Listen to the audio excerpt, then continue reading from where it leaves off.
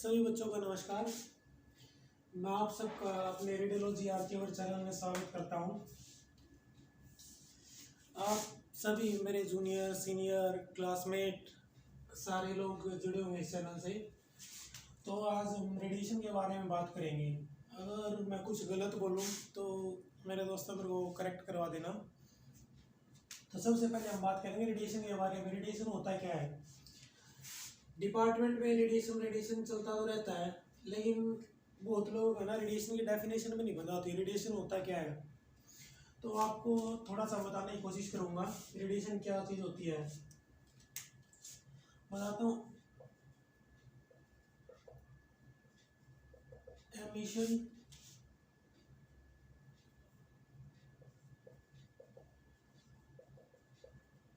और transmission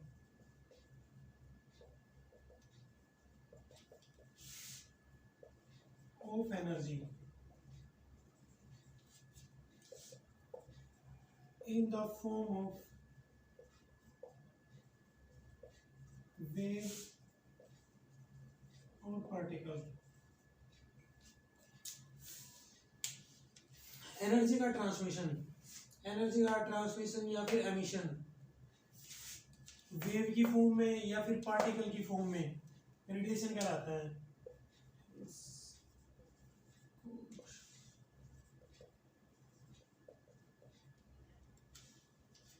transmission का मतलब है एक स्थान से दूसरे स्थान पर भेजना, एनर्जी को एक स्थान से दूसरे स्थान पर भेजना। ठीक है।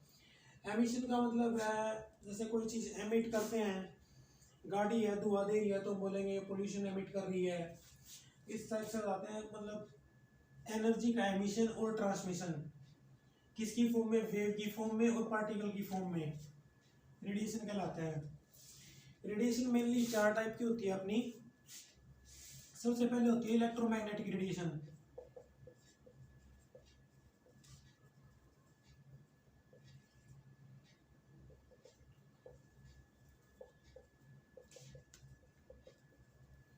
इलेक्ट्रोमैग्नेटिक रेडिएशन अभी मैंने बात की एमिशन और transmission of energy in the form of wave और पार्टिकल। मैंने बताया कि एनर्जी का ट्रांसमिशन एक स्थान से दूसरे स्थान पर भेजना। इलेक्ट्रोमैग्नेटिक रेडिएशन का मतलब क्या है बाद में बात करेंगे। कितने टाइप के होते हैं। पहले इलेक्ट्रोमैग्नेटिक रेडिएशन होती क्या है?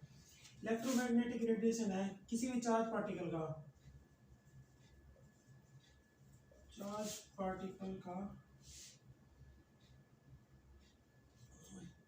कोई भी चार्ज पार्टिकल है वो एक्सेलरेट करता है या मूव करता है, वो डेफिनेटली एक इलेक्ट्रोमैग्नेटिक रेडिएशन जनरेट करेगा।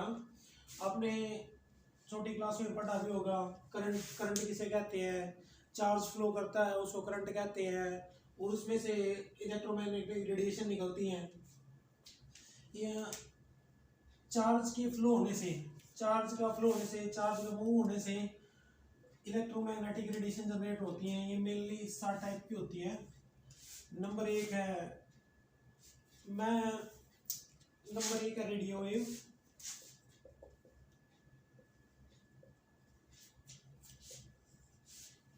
अल्ट्रावायलेट,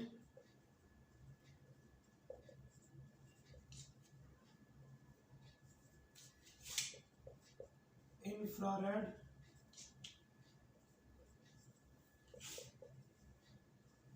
एक्सरेज,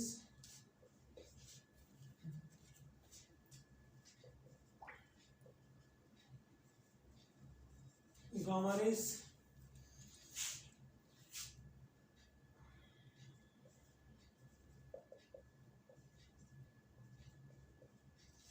माइक्रोवेव और इसके बाद अपना आता है विजिबल लाइट।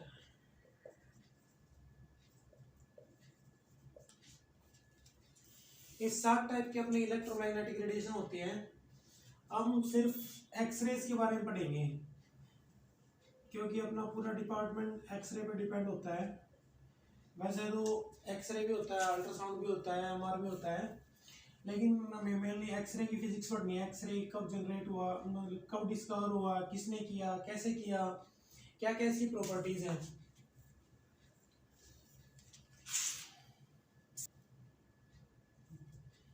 मेनली 4 टाइप की रेडिएशन होती हैं। एक तो मैंने आपको बता दिया इलेक्ट्रोमैग्नेटिक रेडिएशन, दूसरी अपनी होती है एक्वास्टिक रेडिएशन, तीसरी पार्टिकल रेडिएशन, चौथी ग्रेविटेशनल रेडिएशन।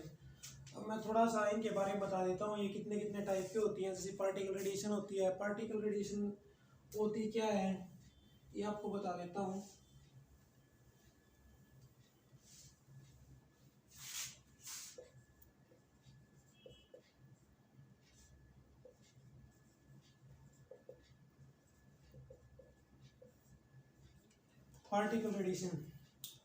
पार्टिकल रेडिएशन है अपनी, ये सब एटॉमिक पार्टिकल से मिलकर बनी होती है। मतलब सब एटॉमिक पार्टिकल जैसे neutron, proton, fast moving electron, जो किसी भी चीज़ का आयनाइजेशन का कारण बन जाए, आयनाइज करता है। आपको आयनाइजेशन का मतलब पता होगा, आयनाइजेशन का मतलब क्या होता है। जैसे जैसे अपना ये ऑर्बिट है, कोई फास्ट मूविंग इलेक्ट्रॉन आया यहाँ पे और इसने यहाँ से एक इलेक्ट्रॉन को निकाल दिया, एक इलेक्ट्रॉन निकाल दिया, इधर से खाली कर दी, ये इसका आयनाइजेशन का कारण बन गया है। ये मतलब आयनाइजेशन का कोई पॉजिटिव मतलब इलेक्ट्रॉन की जगह खाली कर दे या प्रोटॉन की जगह खाली कर दे, उसको हम आयनाइजेशन बोलेंगे। ये इलेक्ट्रॉन, प्रोटॉन, न्यूट्रॉन इन सब में होती है, इसको हम पार्टिकल रेडिएशन बोलते हैं। ये अपनी 3 टाइप की होती है, अल्फा, बीटा, और न्यूट्रॉन। 3 टाइप की अपनी रेडिएशन होगी। इसके बाद अपना आता है एक्वास्टिक रेडिएशन, जो अल्ट्रासाउंड में यूज होती है। अब लोग घबरा मत जाना कि अल्ट्रासाउंड में रेडिएशन और उससे नुकसान हो जाता है।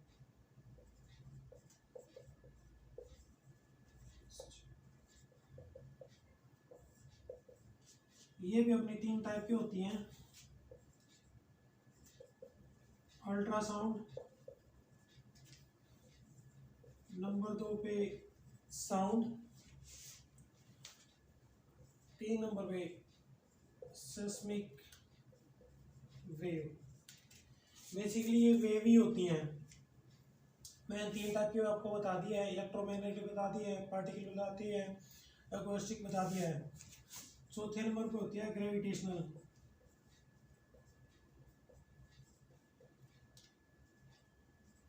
रेडिएशन।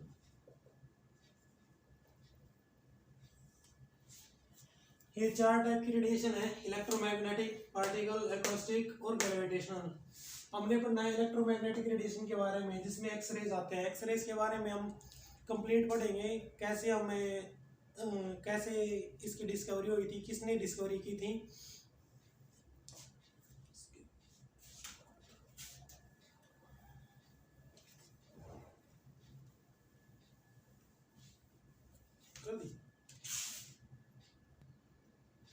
अब बात करते हैं एक्सरे की डिस्कवरी किसने की थी, कब की थी। एक्सरे की डिस्कवरी विल्हेल्म कॉनराड रोंजन ने की थी 8 नवंबर 1895 को। आप सभी को पता है ये क्वेश्चन हमेशा पेपर में आ जाता है और उस पेपर में पूछ लेते हैं एक्सरे की डिस्कवरी कब हुई थी। ये तो पूछते नहीं किसने की थी, ये जरूर पूछ लेते हैं एक्सरे की डिस्कवरी कब हुई थी। कोई तो नवंबर दिसंबर भूल जाता है, कोई एग्जैक्ट डेट भूल जाता है। तो सभी को याद रखनी है, एक्सरे डिस्कवरी 8 नवंबर 1895 में हुई थी। मैं ये बातें इसलिए बता रहा हूँ, आप सभी को वैसे 3 बातों को पता है, याद रखने की बातें हैं, याद रह भी जाएंगी। आगे जो भी पेपर होंगे रेडियोग्राफी के, क्या पता उनमें क्वेश्चन आ जाए, कोई वैकेंसी निकले, तो जो नए बच्चे हैं अभी जो पढ़ रहे हैं या फिर जिनका कंप्लीट हो गया है, उनके काम की बातें हैं, उनको याद रखना है। इसके बाद उनका जन्म कब हुआ था, 27 मार्च 1843 को जन्म हुआ था। वो कब एक्सपायर हुए थे, 28 दिसंबर 1895 को एक्सपायर हुए थे। मैं आप सभी लोगों के लिए एक क्वेश्चन पूछता हूँ, आप सभी लोग मेरे को कमेंट करके बताना और देखेंगे किसने कमेंट किया है और किसका आंसर सही है। विलियम कॉनराड रोंजन 27 मार्च 1845 को उनका जन्म हुआ, 28 दिसंबर 1895 को एक्सपायर हो गए। मरे कैसे थे वो, मरने का क्या रीज़न था, किस बीमारी से एक्सपायर हुए थे, क्यों हुए थे, आप ये मेरे को कमेंट करके बताना क्यों हुए थे, कैसे एक्सपायर हुए थे। उनको फर्स्ट नोबेल प्राइज मिला था फिजिक्स में 1901 में मिला था। उनकी वाइफ का नाम था एना बर्ता लुडविग। आप सभी लोग, सभी बच्चों को एक तो ये याद रखना है फर्स्ट नोबेल प्राइज कब मिला था, दूसरा याद रखना है एक्सरे की डिस्कवरी कब हुई थी। जो मैंने पूछा है वो ऑप्शनल क्वेश्चन है, ऐसा कभी आता नहीं है, आगे आ जाए तो पता नहीं। इसके बाद कब एक्सपायर हुए थे वो भी याद रखना है, बहुत ज़्यादा ज़रूरी नहीं याद रखने की, लेकिन आपको नोबेल प्राइज़ का पता होना चाहिए, डिस्कवरी का पता ना होना चाहिए कब हुई थी। इसके बाद मैं आपको कुछ इंपॉर्टेंट यूनिट बताऊंगा।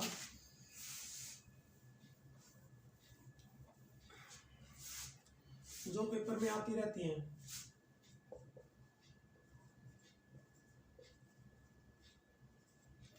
फ्रीक्वेंसी की यूनिट क्या है?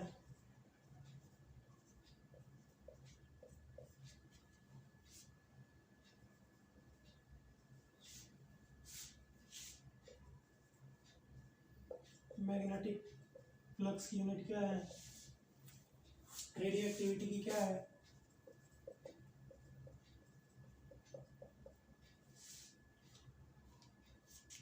एब्जॉर्ब डोज की क्या है?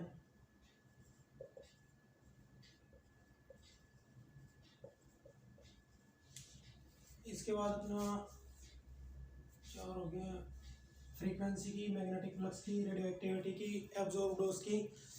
क्या आप सभी को इन यूनिट के बारे में पता है किसकी यूनिट क्या है? एक है रेडियो एक्टिविटी,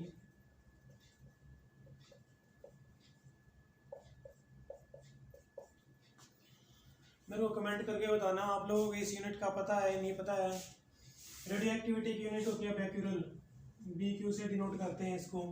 मैग्नेटिक फ्लक्स की यूनिट होती है टेस्ला, इसको T से डिनोट करते हैं। एब्जॉर्ब डोज की यूनिट होती है ग्रे।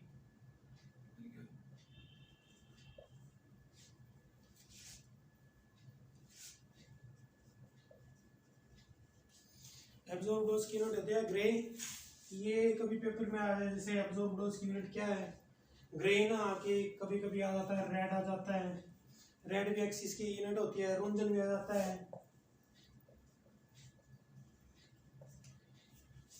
एब्जॉर्ब डोज की आपको हमेशा यूनिट याद होनी चाहिए, बहुत इंपॉर्टेंट है, ये पेपर में आ जाता है।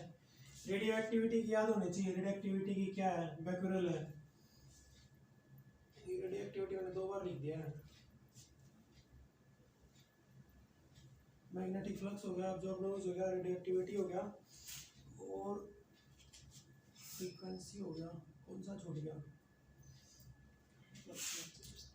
एक है मैग्नेटिक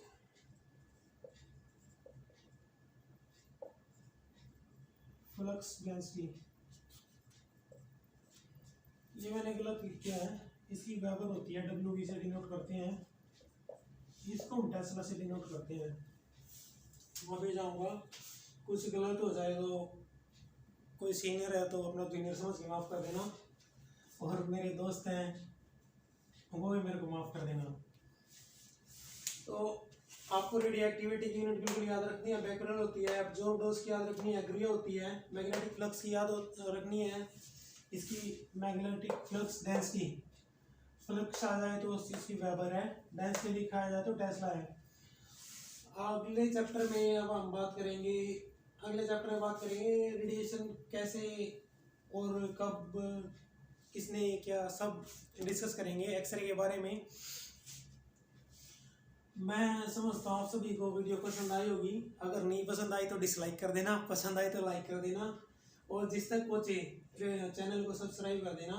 कोशिश करूँगा मैं रोज़ की रोज़ आपकी रेडिएशन फिजिक्स की क्लास लूँ, ये थोड़ा सा बता दें रेडिएशन क्या होता है, किसने डिस्कवरी की थी, कुछ इंपॉर्टेंट यूनिट हैं जो अभी मैंने बोर्ड के बाद में बताया था, वही काम की चीज़ें हैं।